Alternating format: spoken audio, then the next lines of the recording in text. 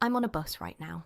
I left Nha Trang at 9:30 last night from the Gold Coast Mall, right in the heart of the city, and I will not be back until 10 o'clock tomorrow night. 24 hours, one border, two countries.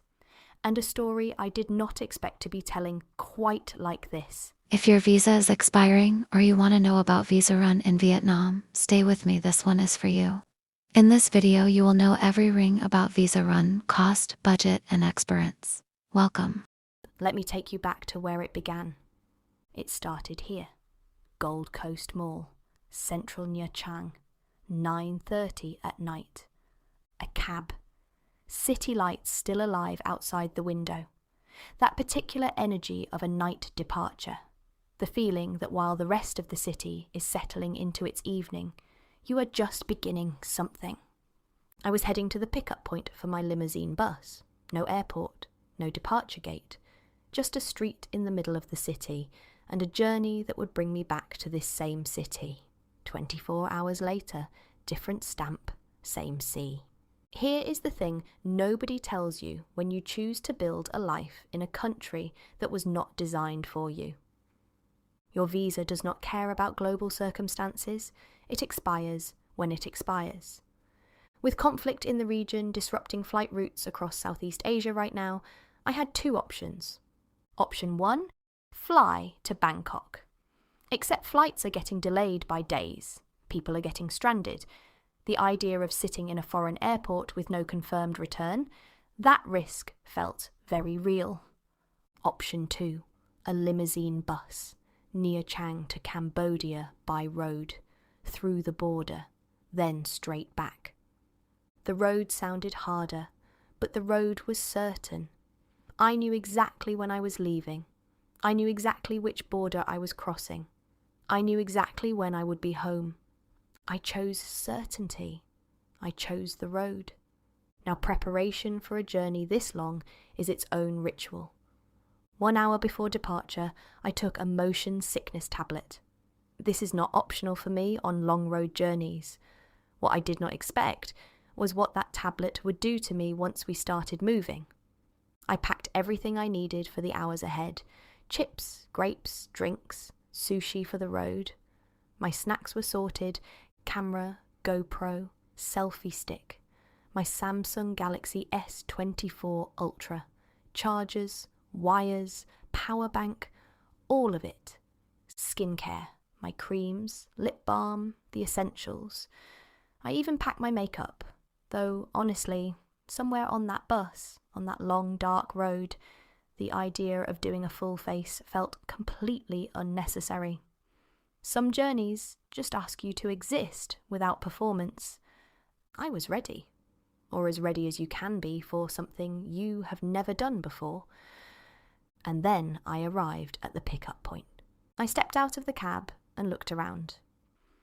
I checked my booking, checked the time, checked the street. I think I was early. And maybe that is just how every significant journey begins, with a moment where you cannot yet see the thing that is about to take you somewhere. And then I was inside. And I want to tell you something. This bus surprised me completely. Sleeping cabins, private curtains, a clean, decent private toilet on board, air conditioning that actually worked, and the bus was not even full. Empty seats everywhere, which meant a quietness, a spaciousness that I was not expecting. My cabin was mine entirely. Curtain closed. Nobody could interfere with my solitude.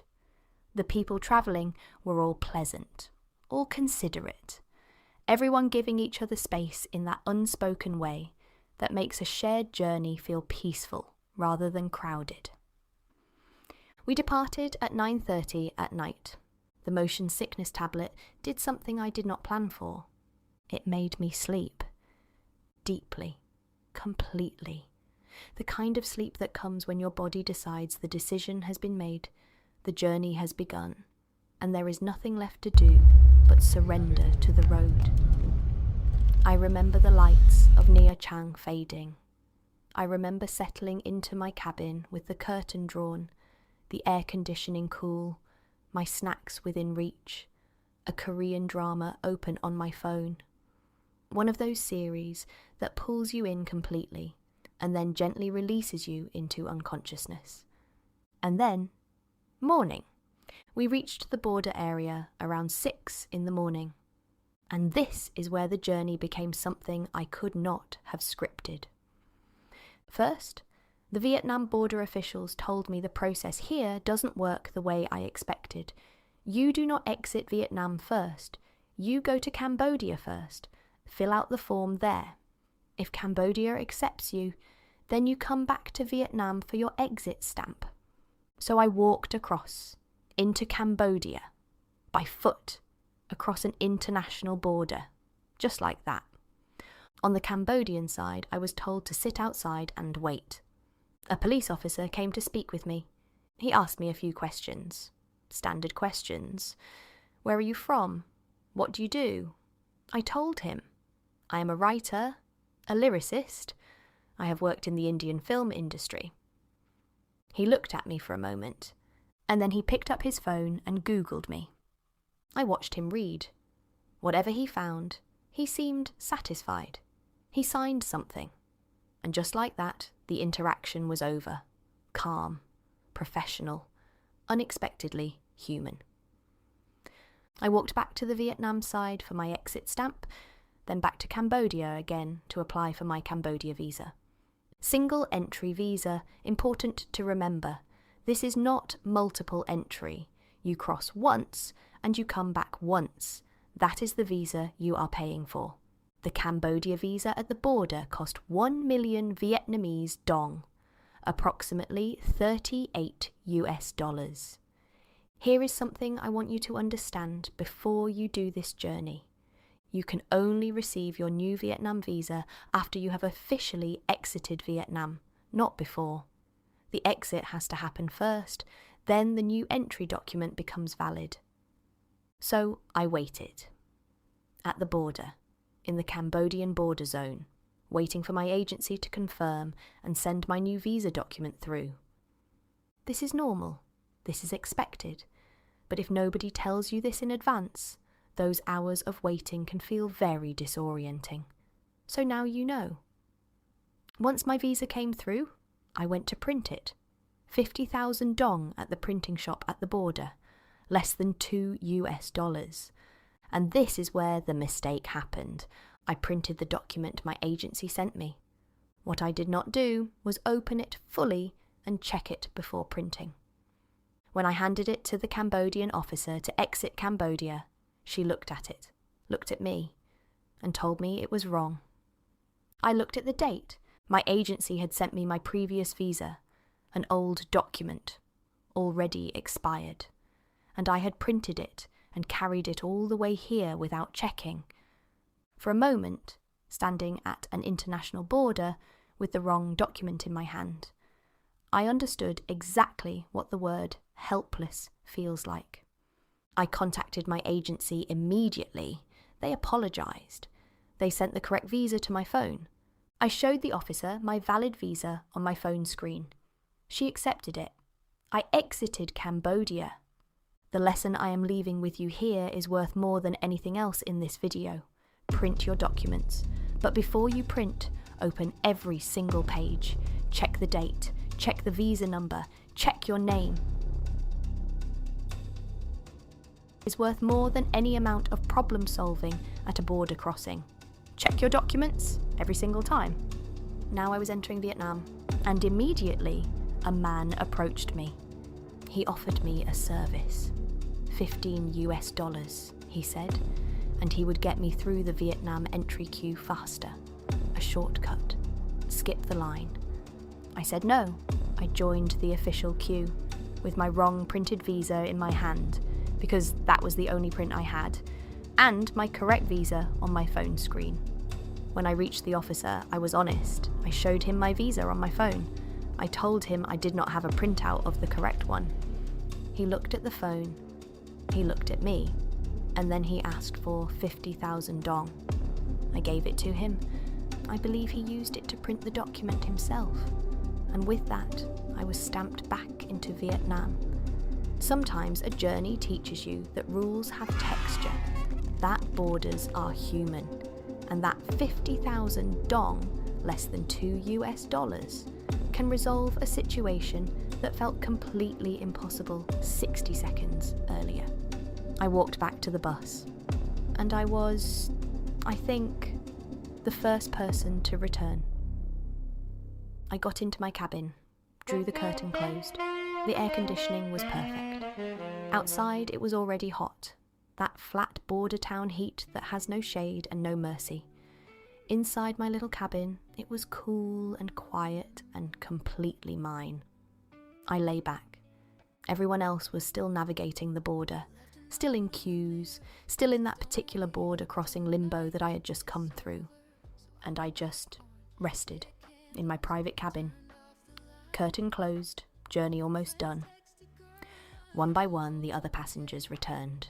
The bus filled back up, and we began the long road home. The return journey is the same road in reverse, which always feels different somehow. Faster, lighter. The anxiety of the unknown replaced by the simple forward motion of going home.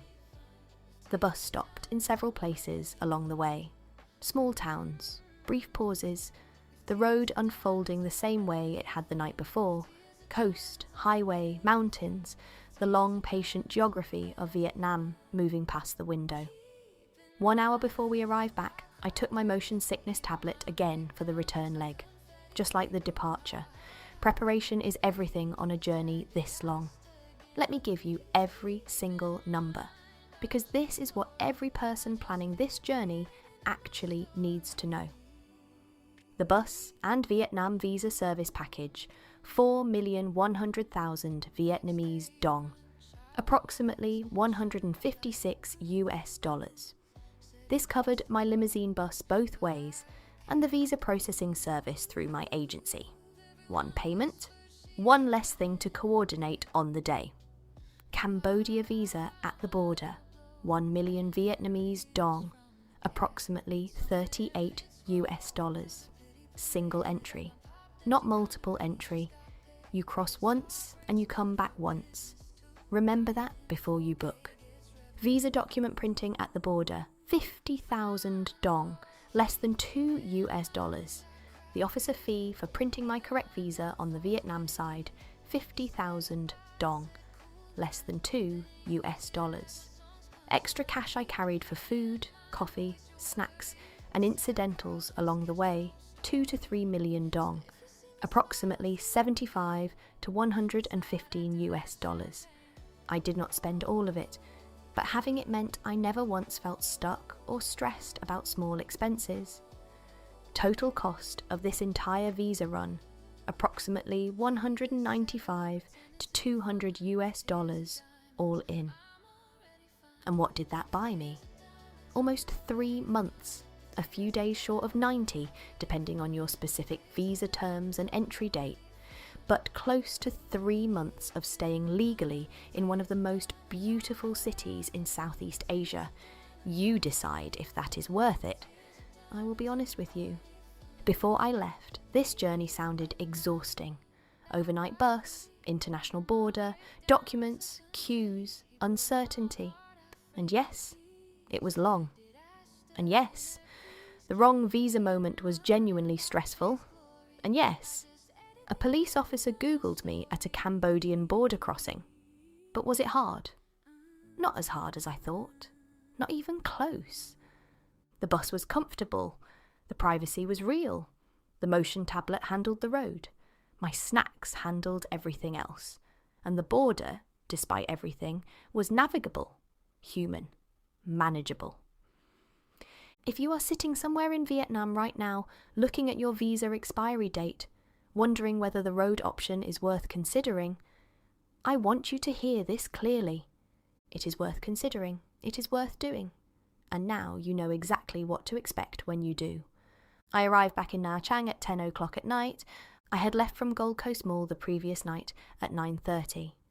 24 hours later, almost to the minute, I was back in the same city. Same streets, same sea air. Tired, yes, but not broken. Not even close to broken. Just that particular kind of tiredness that comes from having done something that mattered. Same sea, same sky, same city I chose deliberately, and almost 3 months ahead of me to keep living in it. If this video gave you what you needed, save it. Share it with whoever in your group is asking the same questions you were asking last week. And if you are planning this run and have questions, drop them below. I will answer every single one. See you in the next one.